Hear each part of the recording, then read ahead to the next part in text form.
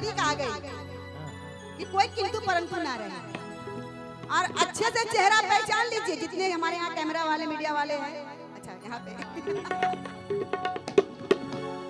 और भी आपके गीत दीदी, आपके गीत को हिट कराने में कितने महिलाएं थे? अभी तो पता चल जाएगा। हाँ, थोड़ा जोरदार तालियां हम देखना चाहेंगे। कितने आदमी तेरे सब थपड़ी बजा के नहीं खे। गीत के साथ सर इधर भी जितनी भी हमारे आदरणीय सभी बैठे हैं आज।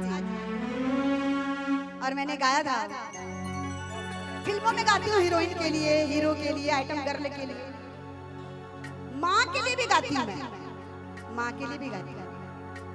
लेकिन आज वही सारे गीत आप सबों के लिए। सावरे सुरतिया मोहनी मुरतिया बड़ा निक लगे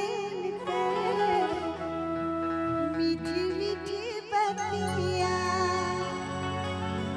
मुस्की पे राजा के लोभा गईनी जैसन सोचले रही हम वैसन सखी सोचले रही हम वैसन सखी बरपा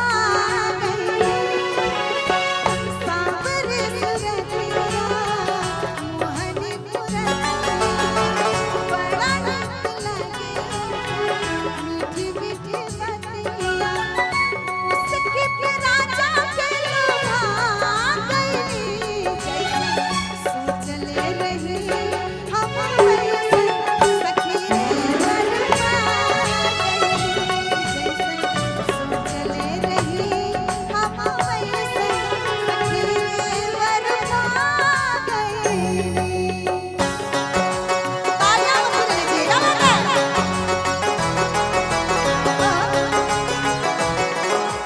थोड़ा फास्ट है बाबू, थोड़ा फास्ट है, थोड़ा फास्ट है, थोड़ा फास्ट है। या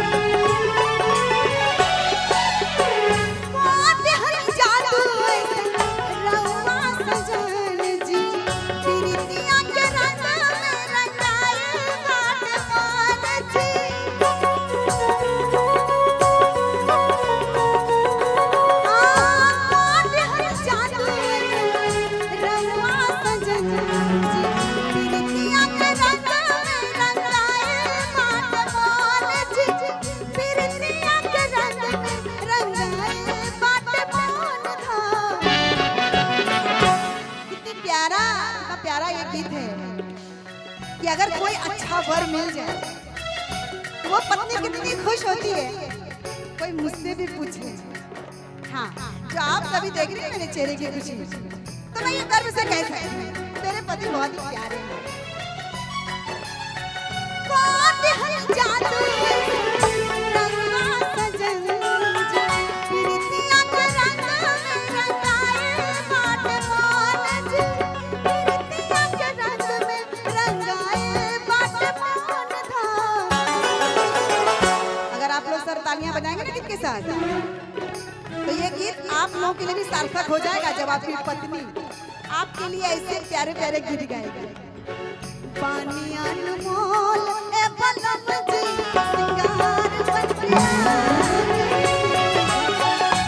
चले रही हम वैसन सखी रे बरपा गईनी सावरे सुरतिया मोहनी मुरतिया बड़ा निक लगे मीठी मीठी बतिया उसके पे